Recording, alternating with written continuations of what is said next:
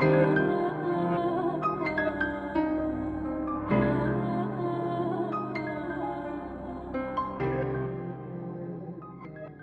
what up? This is Ree here, Real Motherfuck, back again with another video. Thank you so much for joining me. I really appreciate all of you. Thank you so much for liking and subscribing. It really helps me a lot. And thank you so much for checking out my website, paradoxastrology.com. I am a professional astrologer. I can help you with anything or some occult services. Okay, let's get into this video. I'm going to talk about sympathetic magic and the sacrifice of virgins and religious prostitution. And I swear these have something to do with each other. I'm going to read you this part from Symbol, Sex, and the Stars in Popular Beliefs and Outlines of Moon and Sun Worship, Astrology, Sex, Symbolism. It talks about a lot of different occult things that are very interesting, but I want to read this part and then I'm going to explain more about this. So there's a thing called sympathetic magic. It's an undertaking and a belief once widely held that produces a desired result that can be achieved by simply imitating it. Sympathetic magic was practiced in sorcerers of India, Babylonia, Egypt, Greece, and Rome, and still employed by witches and doctors among primitive people. In this book, Sir James describes many forms of sympathetic magic and says, among the Bartaks of Sumatra, a barren woman who wanted to become a mother would make an image of a child and hold it in her lap, and believing this will lead to the fulfillment of her wish. And the North American Indians believed, we are told, that by drawing a figure of a person in the sand, ashes, or clay, or by considering an object as his body and then by piercing it with a sharp stick or doing it any kind of injury, they inflicted a corresponding injury to the person represented. So kind of like we see in voodoo. A Ouija Indian desires to work evil on anyone, he will make a little image of his enemy and run a needle into his head or heart or shoot an arrow into it, believing that whether the needle pierces the arrow, strikes the image, his foe, the same instant be seized with a sharp pain in the correspondent part of the body. And in every age, it is believed that a person could be injured or destroyed by injuring or destroying an image of him. When Babylonian wished to destroy witches or evil spirits, he burned wax images of them.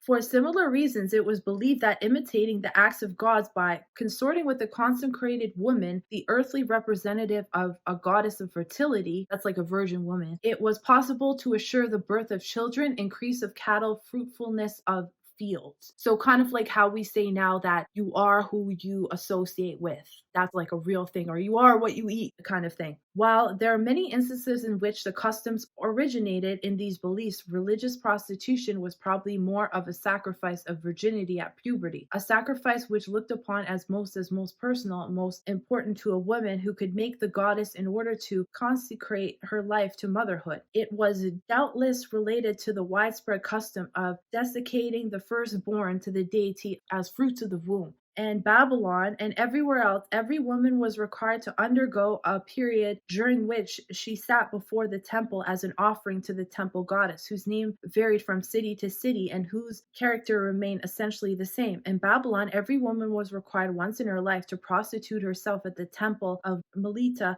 to her first stranger, who threw a silver coin in her lap, and to dedicate the goddess the wages earned by this sanctified harlotry. Surrounding the temple of Beats Shanhu was a gallery behind which women gathered daily. Cords attached to them were broken when visitors made their selection. So doesn't that sound like what we do in modern day strip clubs, where a woman literally sacrifices herself, but then she gets, like with human trafficking, where they take all of her money, right? And it's given up. Now, this kind of prostitution has been done in every culture. And what I'm saying is that would it be a stretch that this is actually still going on now, but just in a whole different way? And we don't realize that there are certain sacrifices made to deities that actually do exist today, and that maybe our modern day entertainment is this.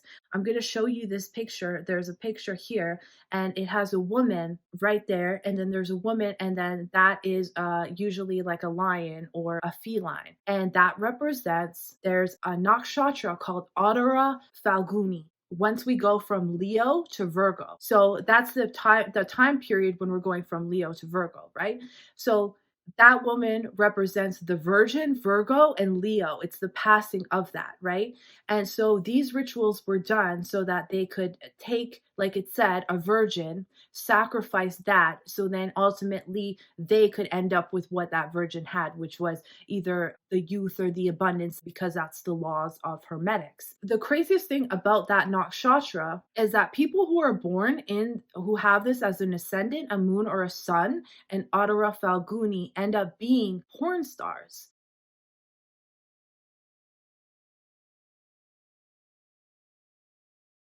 So why are representations that they use for these virgin sacrifices? And by the way, a virgin, it means an unmarried woman. It doesn't mean a woman who hasn't had sex. So a porn star would be a virgin woman as well. That would be a sacrifice virgin woman. So it's almost like we have these women being sacrificed in entertainment too. That's why everything's so highly sexual. Also, the Queen and Princess Diana died at this time, between in that nakshatra, when we have going from Leo to Virgo as well. So we see women being sacrificed in these times. So it's a little bit interesting that we have these things happening. And who are they being sacrificed to? Well, they've always been sacrificed to these goddesses. People don't realize that these churches and these different religions have different gods than you even know, and you are praying to gods that you don't know. So I just thought that was kind of interesting. It's almost like our entertainment industry and the sex industry, because all these people were watching porn, they were saying like 80 to 90% of men or something. That's insane. This is a ritual. It is a ritual, and you don't know what you're participating in.